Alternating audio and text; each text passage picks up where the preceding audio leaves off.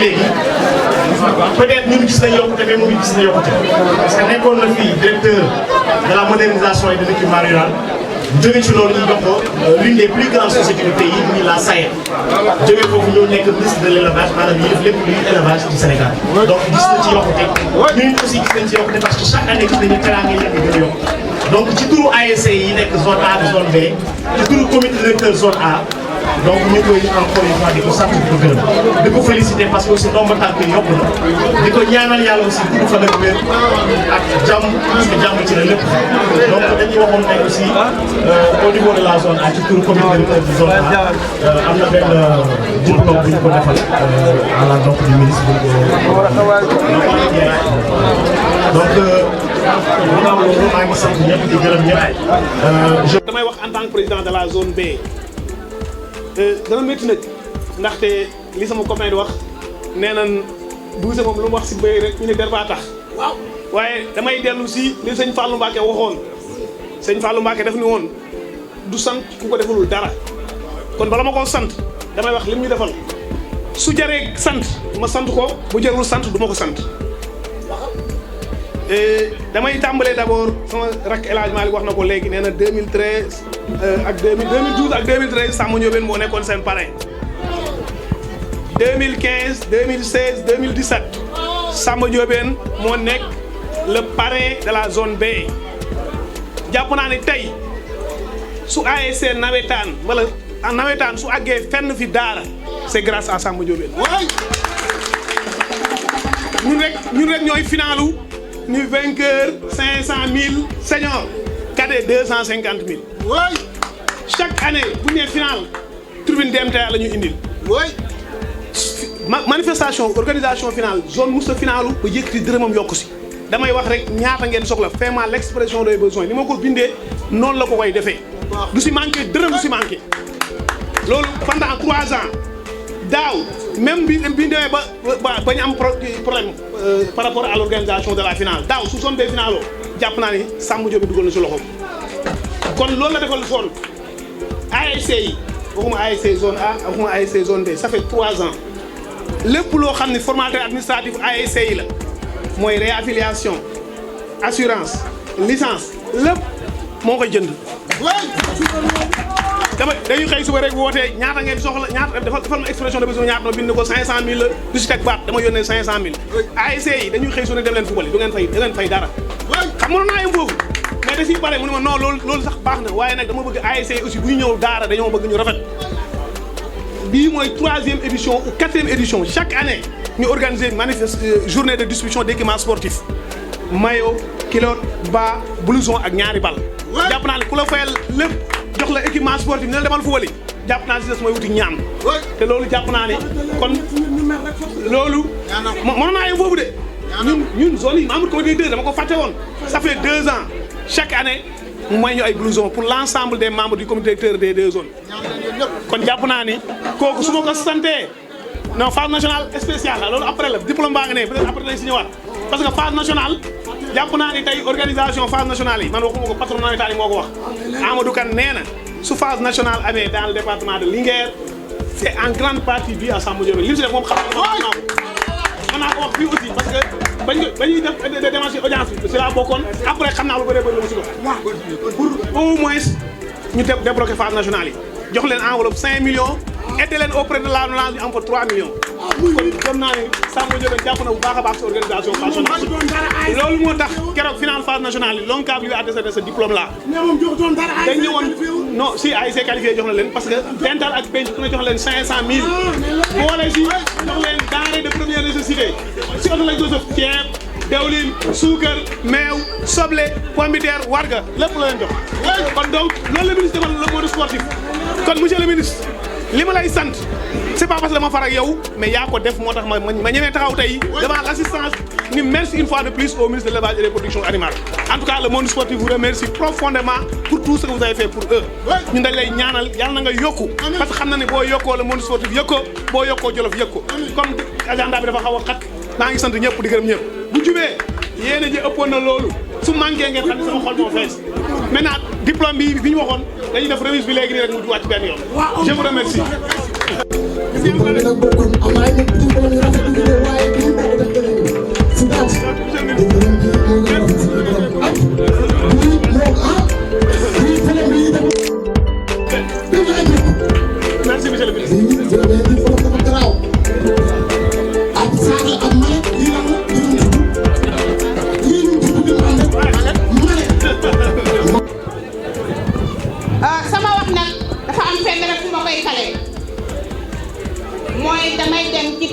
wax waxu nawetaan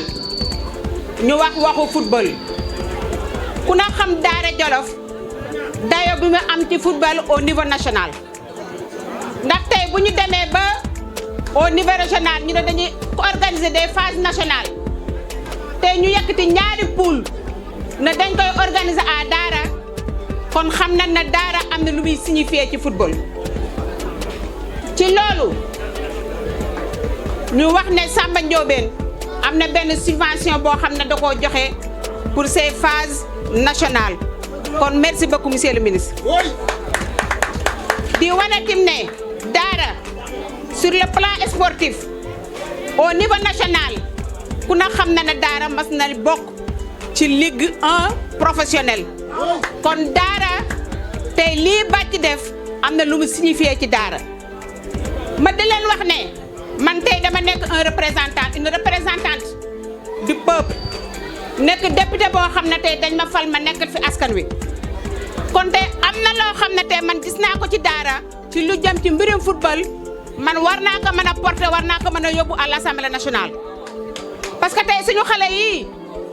tey am na koo xam ne dañ koy sagoo ñun fii ci biir Daara ñu di ko wax Alioune Ndiaye tey bu ñu sañoon xale yii tey ñu ci bari Pape Alioune Ndiaye tey ñu ci bari danañ dem toll foo xam ne tey fi la Sadio Mané sollu ma gis nag lii nga xam ne le ministre Samba Ndiobène mi ngi koy def yaakaar naa ne tey du ngeen ko rusloo ba nga xam ne bu ëllëgee am Sadio Mané maa du nekk sax benn yu bari lay doon danañ ko am ci Daara tey xool naa ne Daara am na lu mu soxla tey wax nañ ay projection tey wax nañ ne un terrain boo xam ne dañ ko gazonné tey loo xam ne ci basket la jëm loo xam ne ci athlétisme la jëm waa Daara soxla nañu ko kooku je vous garantis incha allah bu may noy di ànd wér ak fekkee tal danaa ko porter plaidoyer boobu yóbbu ko à l'Assemblée nationale pour la commune de Daara ma bëgg leen a xamal ne leen ne man tey ci tey damay gërëm le ministre Samba Ndiobène Ka ndax fii ma taxaw tey ku ne duna lu tax Ndeye Fatou taxaw fii dama koy faral di wax nag toujours tey man Samba Ndiobène yàlla dafa dogal may kilifaam kilifa googu mu jox ma ko ba mu mat sëkk tey bu ko neexoon bu may woo téléphone wala bu may wax ak moom danaan ma honorable député mais cëru bàjjan la ma jox bàjjan la may wooyee kon bàcc je vous remercie ci loolu nga xam ne jox nga ma ko di leen xamatim ne leen ne jeunesse bi yéen ñi nga xam ne yéenay dem stade vous n'êtes pas des ennemis du ngeen ay ennemis ay adversaires ngeen fexe ba bu leen rusuloo Samba Ndiobène mi nga xam ne dafa indi matériel bii ne yàq ne yéen waa ASC yi Daara commune bi yëpp la koy jox ngeen fexe ba nawetaan yi ngeen def ko ci dal fexe ba bu ngeen demee ngeen moytu ay histoire fexe ba bu ngeen demee ku ci sa morom def dara sax na sa xel dem ci na ñun kat suñu ministre bii lu mu ñu defal war naa mën a tax ñu ànd ak discipline loolu tim dama leen koy dénku vous la jeunesse. nit nag booy ànd ak moom mu lay dimbale da nga koy dimbale ab responsable nag boo koy dimbale léegi rek ba ko mën a dimbalee mooy nga comprendre ni nga ko mën a comprendre mooy bu nekkee ci palier bii jóge ci palier bii dem ci beneen palier da ngeen di xam ne loo mën a jàng loo am xam-xam am xam-xam boo jógee ci poste dem ci poste bu bees boo musta nekk foo jaar def apprentissage ci loolu la nekk le 8 avril lañ ko def ministre nous sommes au mois de septembre ça fait tout juste 5 mois mu fekk budget jaamur lay exécuté budget Aminata Mbengue Ndiaye lay exécuté kon donc ñun ñi nga xam ne ñoo nekk dans le département de Linguère nekk dans la commune de Daara il faut que ñu may ko battement may ko marge jàppale ko ba mu toog ba gis yoon fi muy jaar mu man faa jaar mais bu ñu ko bousculer acculé ko mu bëgg la ñu neex mën nañ ko dugal ci kàmb koo xam ne nii du ko neex du ñu neex te loolu du suñu ndam kon donc danañ ko muñal may ko tuuti mu toog ba xool fi muy jaar ba xam li muy def bu boobaa dana dégg si la nekkoon ndax nit du bàjjikoo nit du bàjjikoo ñaar nga mën a am rek nga mën ko wala nga tëral mais heure boo ko mënee rek sa jikko ñëwaat moo xam lu baax la moo xam lu bon la te comme que moom wan nañu li nga xam ne noonu lay doxalee te noonu lay jëfee te dara di ndiw ko te mi ngi am poste bu bees na ngeen ko jàppale ba mu réussir poste boobu ndax waa Tamba nga koy woo waa Kolda nga koy woo waa Ziguinchor nga koy woo ministre de la république la kon nag ñun ñi nga xam ne mooy suñu doom nekk suñu responsable nekk suñu dëkkandoo ñun ñoo ko mën a jàppale comprendre ko accompagner ko ba nga xam ne phase bii jeex na ba mu toogaat ba installé ba nga xam ne léegi mi ngi piloté bu boobaa nag ñu xam nan la ñuy def ak moom nan la ñuy wax moom mais pour le moment nga leen ko jàppale mu jël ko ba ci kanam. ñu ngi leen di sant di leen gërëm ngeen baal ñu àq yàlla ñu yàlla defal jàmm wa salaam. Monsieur Samba Ndiobène Ka jite wax na ko léegi il faut ñu comprendre ko xam ne du pour waa Jolof kese c'est un ministre de la République nekkal fi Sénégal bi yëpp mais doomu aadama li ci xolom boo ko xasee ba xam muy xol bu set wecc yéene bu set wecc doo def lu dul déglu ko topp ci ginnaawam ilaa yow mi diine abada li may wax ni su ma ko waxee dina bett ñu bari Samba Ndiobène Ka li may ànd ak moom yëpp tam xarit daaw laa ko gëj a gis laa ko gëj a dégg su ma ko gisee wala ma dégg ko ci télé bi laa ko gisee wala ci ma dégg ko fa maa ngi koy dooraa gisaat tey wante li ma leer ci biir xolam daara moo ko ñor ci lay dox ci lay wax ci lay yendu ci lay fanaan yàlla def na dalal na ma këram dalal na ma bureau dalal ma bulal fekk ma Kébémer kon dama koy sant ci lépp fi nga xam ne nag moom laay daaneele nañu gën a góorgóorlu ndaxte dañoo am lu kenn amul ñun waa Jolof parce que nag yàlla def na j'ai été président conseil communal de la jeunesse pendant 7 ans j'ai été président commission jeunesse et sport pendant 5 ans j'ai été président du réseau des jeunes de Daara pour la santé et la reproduction mais wax dëgg yàlla 2018 daa ko xam mais en 2 ans li mu def Daara fukki at nekk naa ko Daara kenn def ko fii ci wàllu jeunesse Cheikh Niang wax na ko président Ndiaye wax na ko kon ñu ngi ci sant leen gërëm au niveau de Kébémer rek ni ma ko waxee fa laay daaneel waxam du fa bari moom day wax lu tuuti di jëf lu bari chaque année surtout ci wàllu diine fu mu jotee mu envoyé leen 1 million ci conférence bi ñëpp kontaan ñu jàng fa alxuraan ñaanal ko daaw 1 million la leen envoyé ren 1 million démb maa ngi fii Daara dama toog ba caag sama portable mu envoyé ma ne ma benn camion ngi ñëw ci dëkk bu ñuy wax Ngembe camion ba la ca nekk dara desul waa dëkk bi yóbbu yëpp kontaan ci moom di ko sargal di ko gërëm ci taxawaay bi.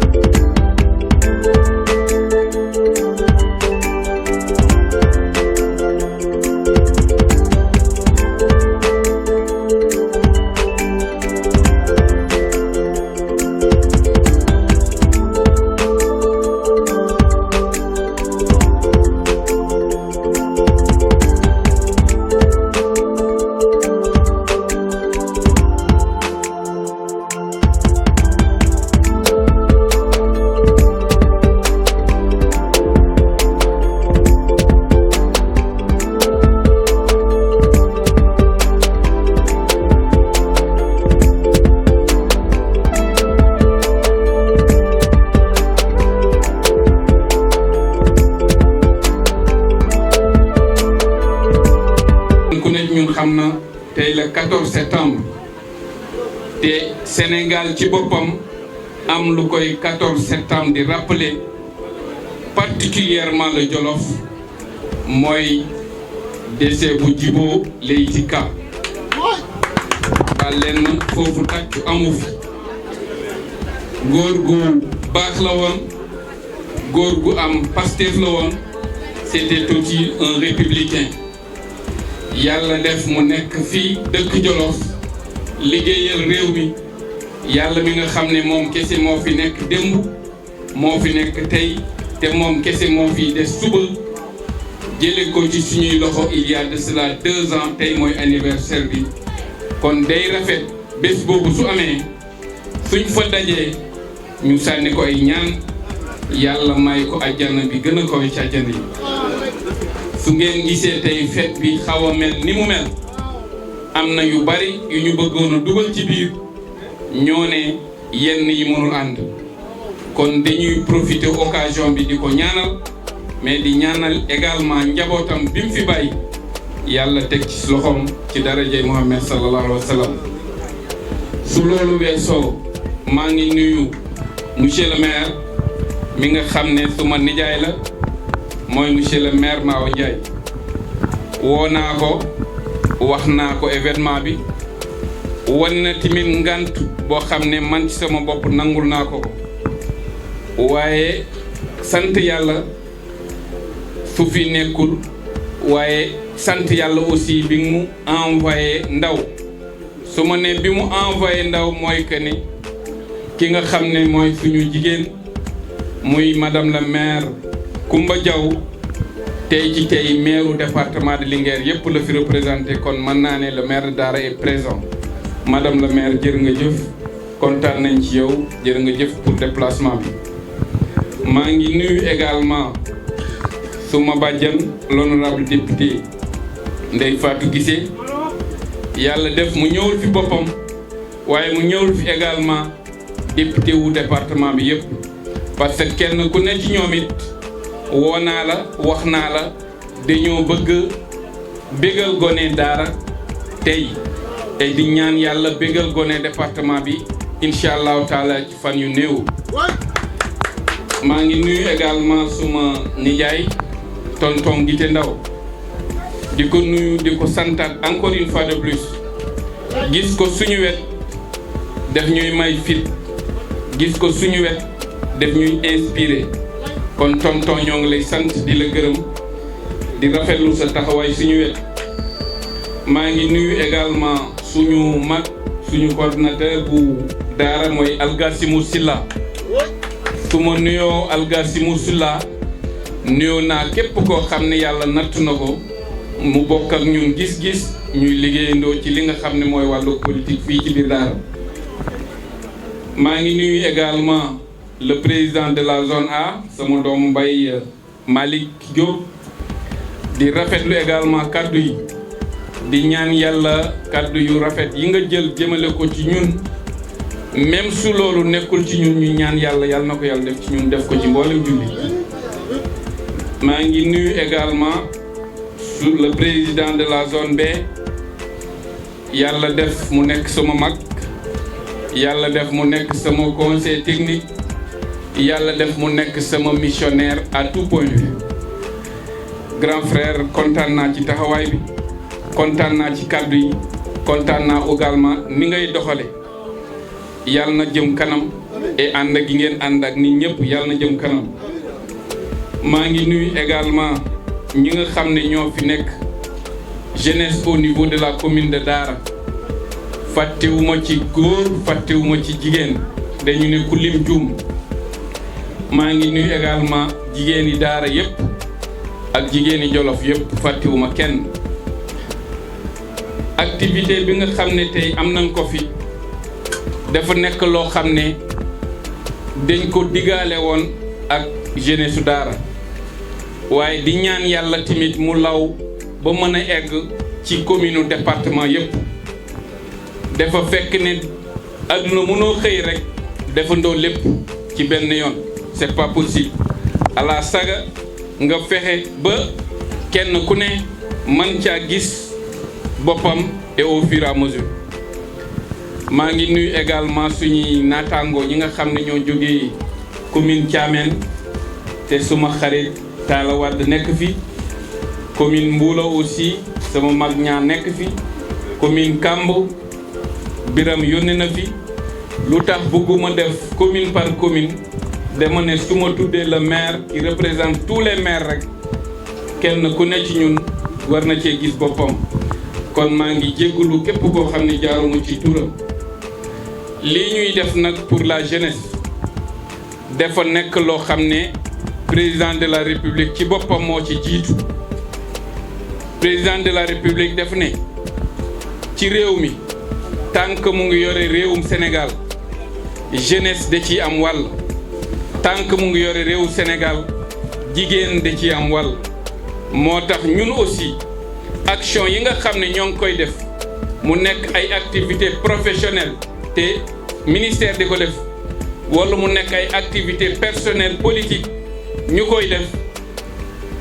à la saga ñu gis ci jeunesse à la saga également ñu gis ci jigéen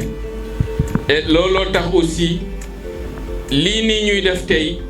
mooy accompagner jeunes yi pour que ñu mën a def seen nawetaan ci condition optimale waaye di leen ñaan rek li leen suma bàjjan Ndeye Fatou Guissé ñaan léegi ngeen xam ne ñu ni neen la ay nit nag suñu nekkee ci terrain bi ñu nekk ay ñaari équipe il faut que am équipe bu gagné am équipe bu perdre waaye perdre du démérité gagné tamit du mën ñëpp dañu naan am na fooy toll à la saga mu am kon nañ ko rafetal nañu xam ne final su xasee ba am ñaari équipe yi ko fekk nekkatuñu seeni équipe bu koñ wala seeni équipe bu gox waaye équipe bu jeunesse su daara yépp la kon nañ ko di man di rafetal man personnellement su ngeen bëggee ma nekk à l'aise ci activité yooyu lépp luy xiiroo lépp luy ŋaayoo ci wàll wi dama ñaan yàlla ñu koy mën a gérer suñu biir d'abord laata muy génn daara wala di dem au niveau département au niveau région et parfois même au niveau national nañ ko jéem a régler fii au niveau daara parce que nag am nañ fi ay kilifa yoo xam ne yàlla may na leen chance fépp fu ñu fekkee lu xaw a yàqu suñ ci waxee yàlla def ci ndam kon man loolu dama leen koy ñaan surtout la jeunesse de daara su ngeen gisee tey ñu indi tey boole ci ñiy def basket ñu ñëw boole ci ñiy def taekwondo et ñaan fan yi ñuy ñëw également ñu defal ko lépp luy mécanicien menuisier lépp luy ñi nekk ci bois bi lépp lu nekk ay ouvrier c'est parce que dañoo gëm ne réew li ko yore mooy jeunesse kon jeunesse ci li mu nekk da nga ko fay fekk incha allahu taala fan yi ñu jëm ñoo ngi préparé ay équipement yu am solo pour lépp loo xam ne suñuy mécanicien la ñu fii ci biir daara ak ci département bi mais lépp luy menuisier également fii ci biir département bi su loolu weesoo également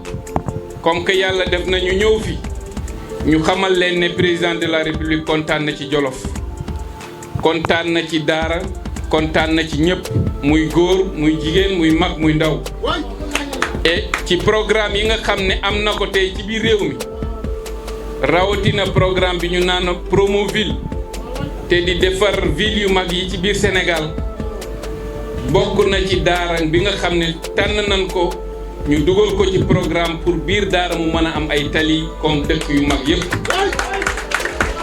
loolu nag dug liggéey ak Sàmm Ndiobène dug liggéey ak Aly Ngouille du liggéey ak keneen Macky Sall ci boppam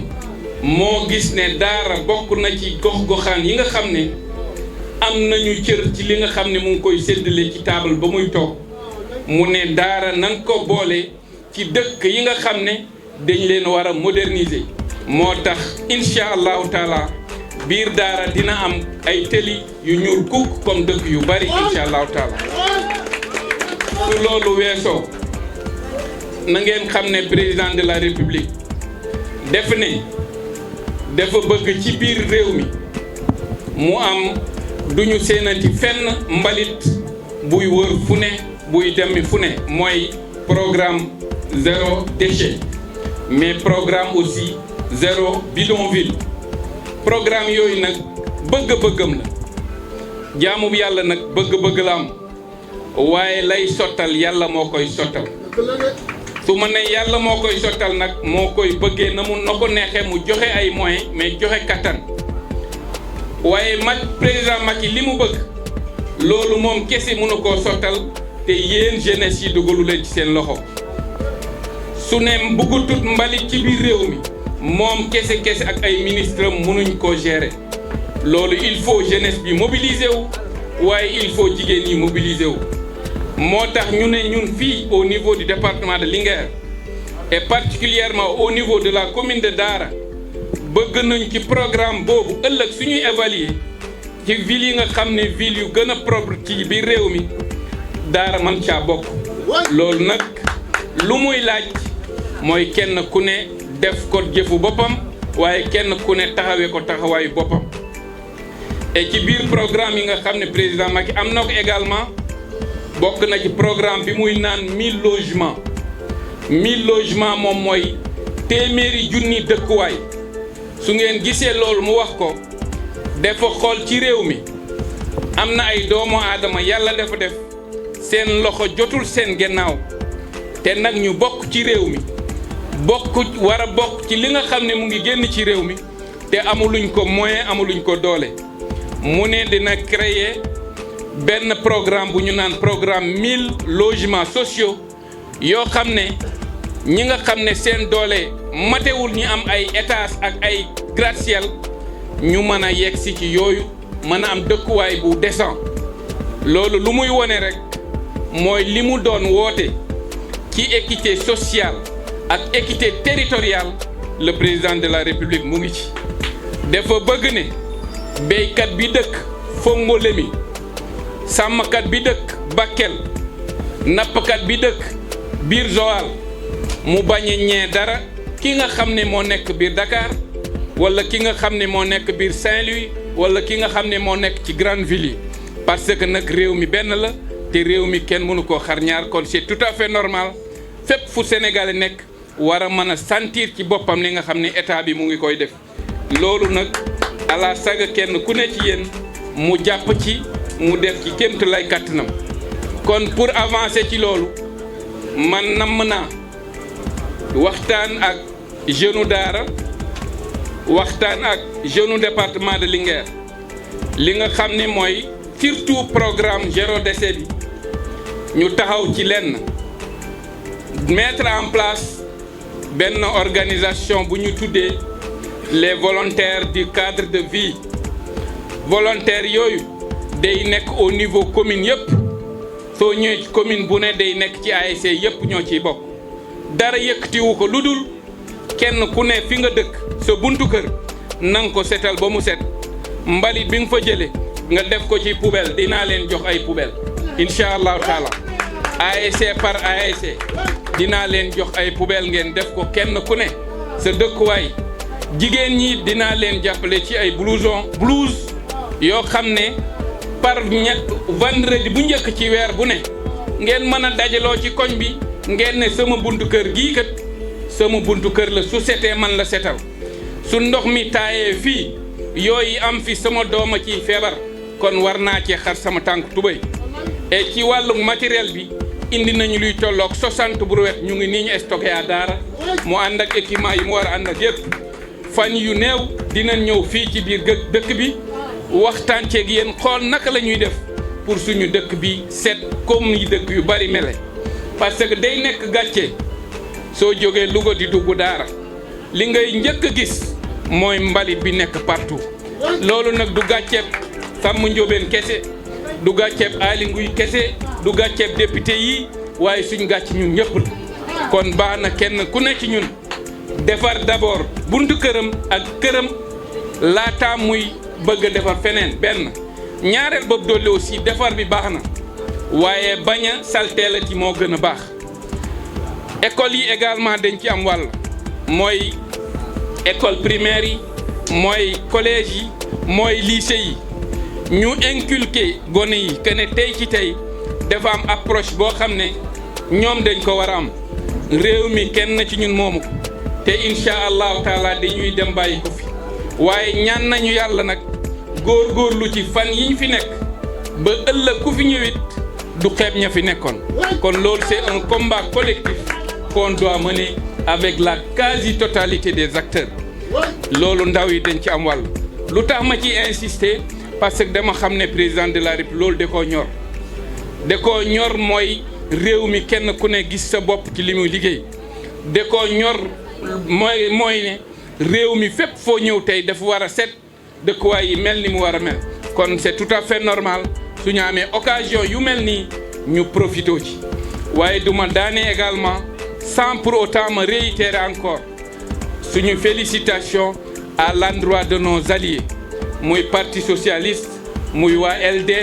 muy waa AFP muy suñu alliés yi fi nekk yépp lu tax ànd lu rafet la waaye ànd bu dëgg moo gën a rafet ñi ma fi tudd kenn ku ne ci ñoom xam ngeen patron bi mu ne waaw la doon ba yàlla li muy def surtout pour le cas de Ousmane Tanor Dieng yàlla def na jóge na fi waaye jóge na fi ak dignité wone na ne réew mi kese moo ko ñor dara musu koo ñor loolu nag suñ fi ñëwee tey ay représentants nekk fi day rafet ñu rappeler ko et wone ne également suñu patrimoine Sénégal gii du pétrole bi ñu wax du or bi ñuy tudd Kédougou du diamant du leneen patrimoine Sénégal bu wóor moom mooy la paix sociale kon cette paix sociale est à préserver ak luñ mu mën di jaral loolu nag kenn ku ne ci ñun am na ci wàll bi ci jiitu man dégg naa loo xam ne lu ñaaw la te amulul benn njariñ ki ma koy waxal amulul benn njariñ askan wi amulul benn njariñ man mii di ko wax mais lu tax ma koy wax ça vaut pas la peine et amul benn sens kon presse bi également j'en profite di leen wax ne képp ku fi liggéeyam sori yéen a ci jàpp waaye sur le plan aussi éducation des enfants éducation de la société yéen da ngeen ci am cër je peux pas me permettre may interpeller la presse nationale tey je suis au niveau local donc je m'adresse d'abord à la presse locale pour que kenn ku ne ci yéen partition bi nga xam ne la war a jouer ci li ñu nekk mu def ci kéemtulaay kattanam nañu xam ne suñu réew li ko yàq lenn la mooy lépp lu ñu gis politique lañ cay gis malheureusement mais nag dafa am période politique am période liggéey tey ñun dañoo moomul nekk fii di teesante di sànnante xeer di feyantoo le président def nañu il faut réagir à travers des actes nañu réagir ci ay actes ci ay réalisations yu concrètes looloo tax nag yéen ñi nga xam ne aussi yéen a ngi fi kenn ku ne na ne lii sama liggéey la réussite programme chef de l'État yi réussite réew mi yëpp lañu kàddu bi gudd na waaye mënuma ko woon a ñàkk tudd beneen bi nga xam ne programme bu am solo la te ñun ñu bëgg ko door fii ci biir daara mooy li président di wax PSE vert ak ministère de l'environnement dinañu jàppale ci ay garab li nga xam ne moom lañ ci war a def pour mu mën a ne fii ci daara ak ci département bi fu mu mën a doon dinañ ci góorgóorlu suñu kéemtulaay kattan parce que ñun tey